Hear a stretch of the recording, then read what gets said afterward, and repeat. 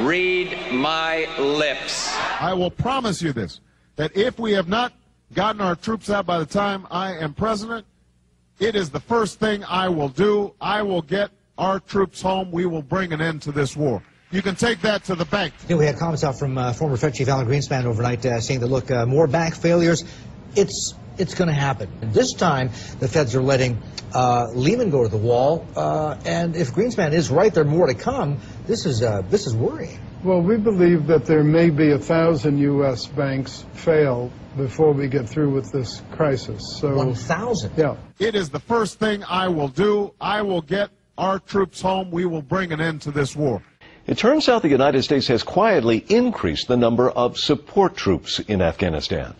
The Washington Post reports that the U.S. is deploying at least 13,000 more troops in supporting roles. These forces were not mentioned by the president last March when he announced an additional 21,000 combat troops.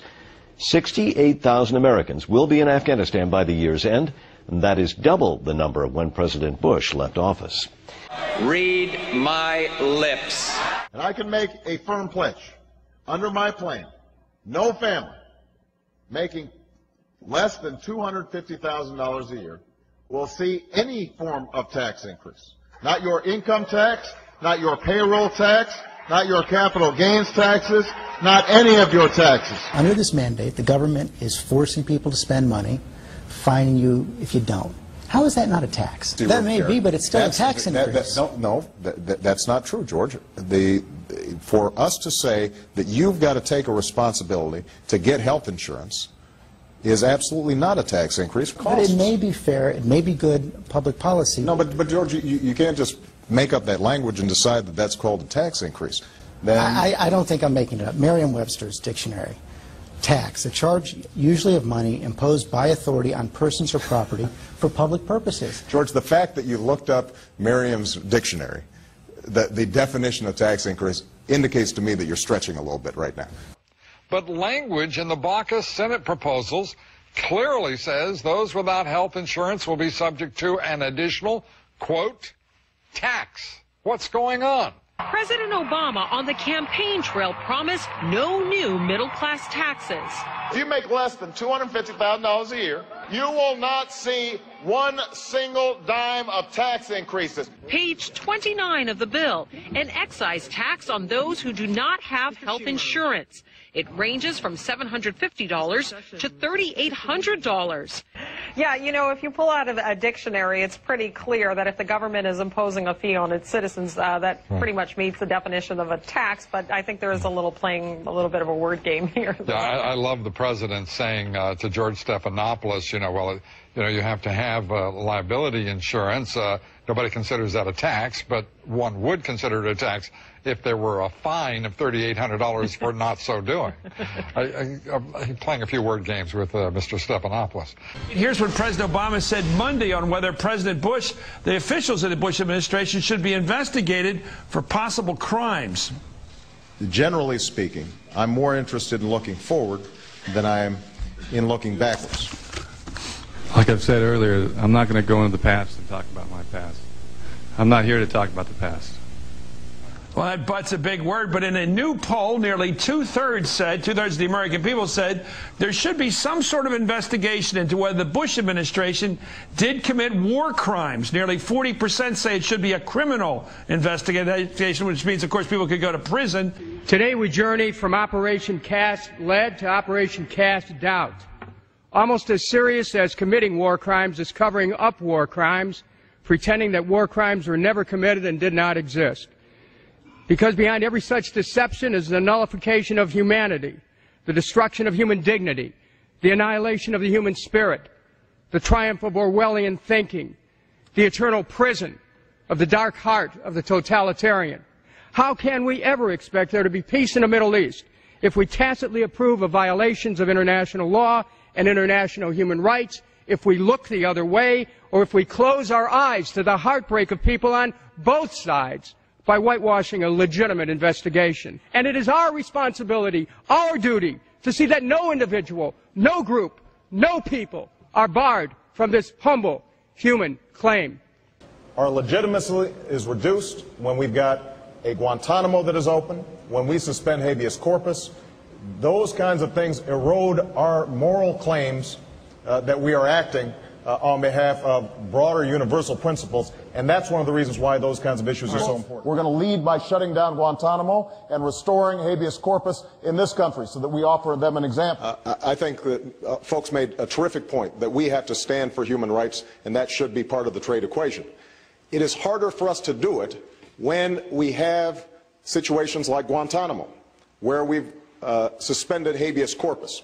To the extent that we are not being true to our values and our ideals, that sends a negative message to the world, and it gives us less leverage then when we want to deal with countries that are abusing human rights. So I think it's part and parcel with a larger program of us restoring the traditions that made this country great and made us admired around the world. There are a number of different things that you could do early pertaining to executive orders. Right.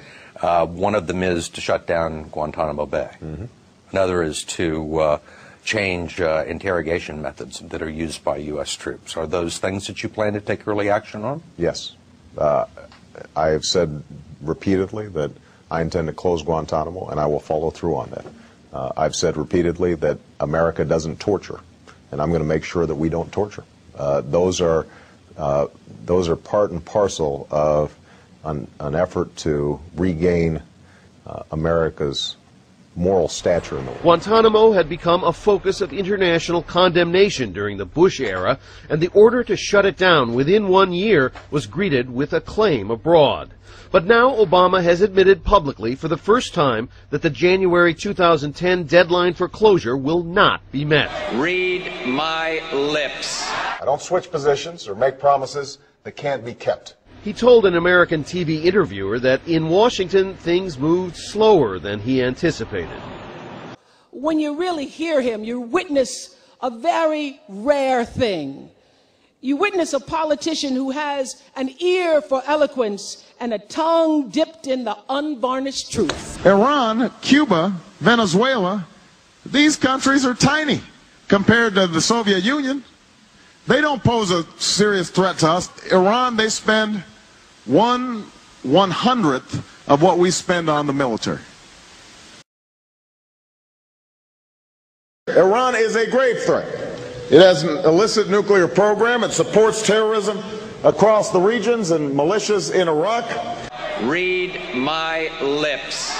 I don't switch positions or make promises that can't be kept. I have said throughout this campaign that this war was ill-conceived, that it was a strategic blunder, and that it needs to come to an end. I have also said that I would be deliberate and careful in how we got out, that I would bring our troops home at a pace of 1 to 2 brigades per month, and that pace we would have our combat troops out in 16 months. That position has not changed. I have not equivocated on that position. I am not searching for maneuvering room with respect to that position.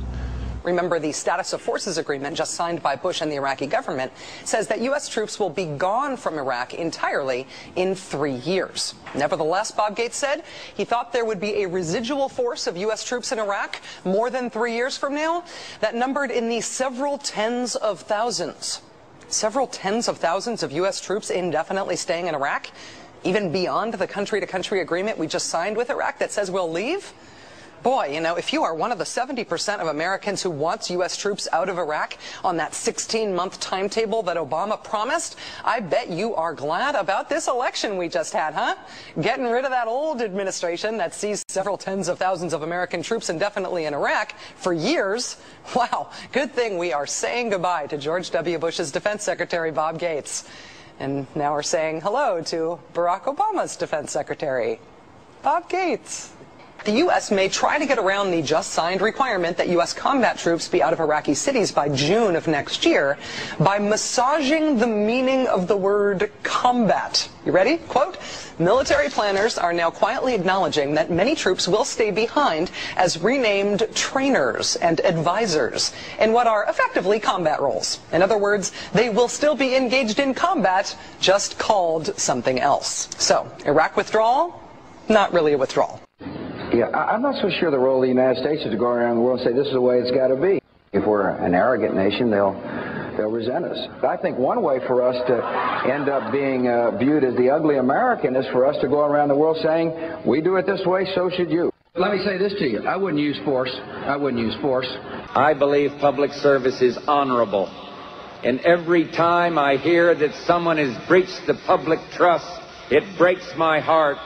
And I wonder sometimes if we've forgotten who we are. Prosperity with a purpose means taking your idealism and making it concrete by certain acts of goodness.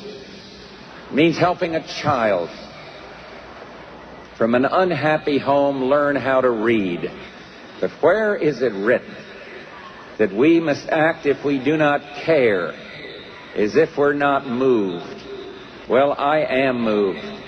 I want a kinder and gentler nation.